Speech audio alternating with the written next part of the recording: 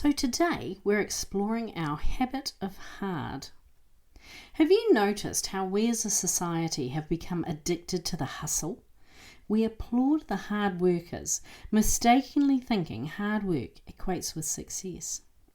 Today we're exploring how your mind uses the habit of hard to keep you exactly where it thinks you should be, and the one thing you can do to move towards your dreams with ease and grace. Let's get started, shall we? Well, hello, beautiful people, and welcome to the Project Joyful podcast. I'm your host, Tracy Tutty, your medical herbalist and high performance coach. So, hey, Project Joyful isn't just about being happy. It's about consciously creating a life you love. It's about remembering how to reconnect with your soul-centered joy.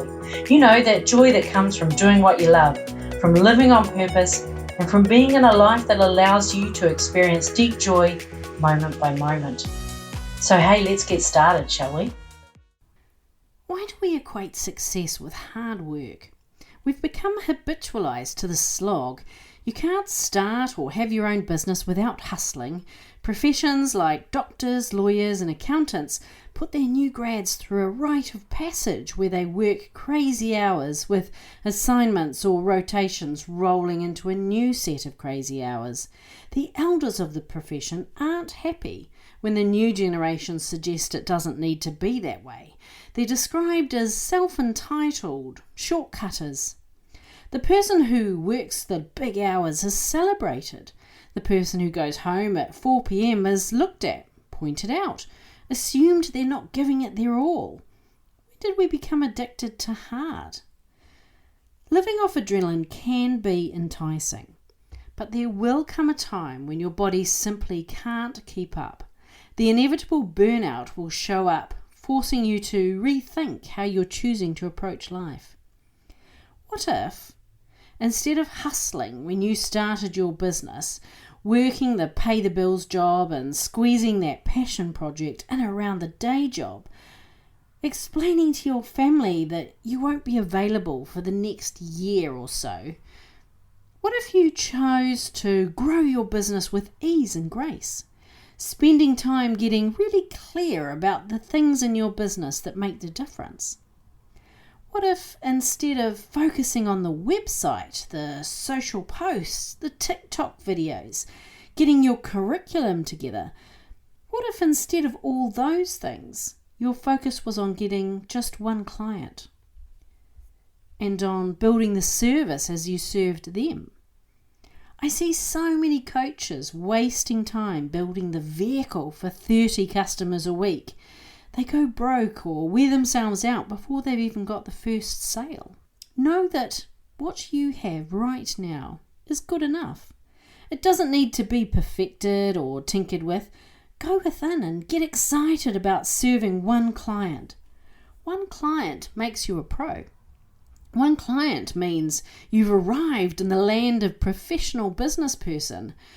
Connect with the emotion of that. Then when you've deeply connected with that one customer, go live on your platform of choice and talk about that one person's problem. Talk about all the things they've tried to fix that problem. All those things that they've tried and they've failed or they've only worked for a short time. Talk about how you can help them. Then invite them to DM you to find out more. Keep doing that until your one client arrives and really, truly, deeply serve them. Then when you have the space, do it all again for client number 2. No hustle, just completely focused on that one thing that will turn your business around, the sale. Our minds have this safety mechanism built in called predictability. We feel safe when we can comfortably predict how our day is going to turn out. Our mind will tell us anything to keep us inside our box, doing the same things, thinking the same thoughts, day in, day out. But while this is happening, a thought bubbles up. Something we want for ourselves, for this life. We feel excited when we tap into that thought and the possibilities it represents. That's the purpose of our dreams, to invite possibilities, to invite potential. But when these dreams surface and we start moving towards them, our mind gets afraid. It becomes desperate to find a way to limit that potential. Possibility isn't predictable. Being unpredictable isn't safe, your mind says. Live, dream, be in possibility, your soul urges. The tug of war begins.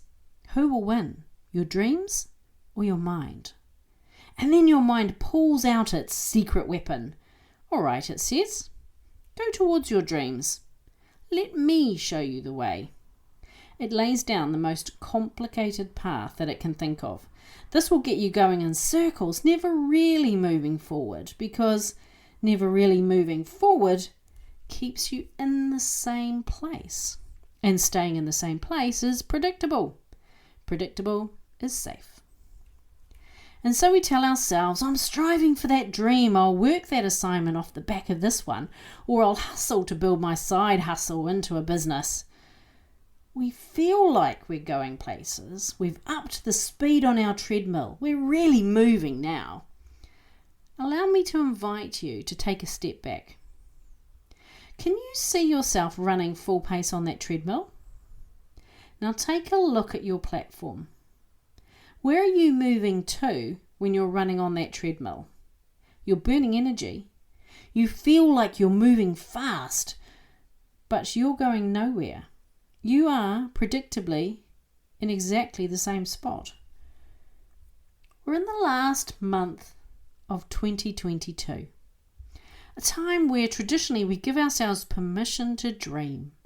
Dream big. So big you feel the nerves. Then decide, what's the one thing you can do that will move you towards your dream? Then just do that. No complex hustle. Choose the path of ease and grace. Sending you lots of love. Bye for now. Hey, thanks for listening to today's podcast. Can I ask you a favour? If our conversation spoke to you today, could you please take a moment to leave a 5-star review? Your review will help people discover this podcast, and together we can create a world where there's even more love and more laughter. And if you want to hear more from the Project Joyful podcast, just click the subscribe button. Bye for now.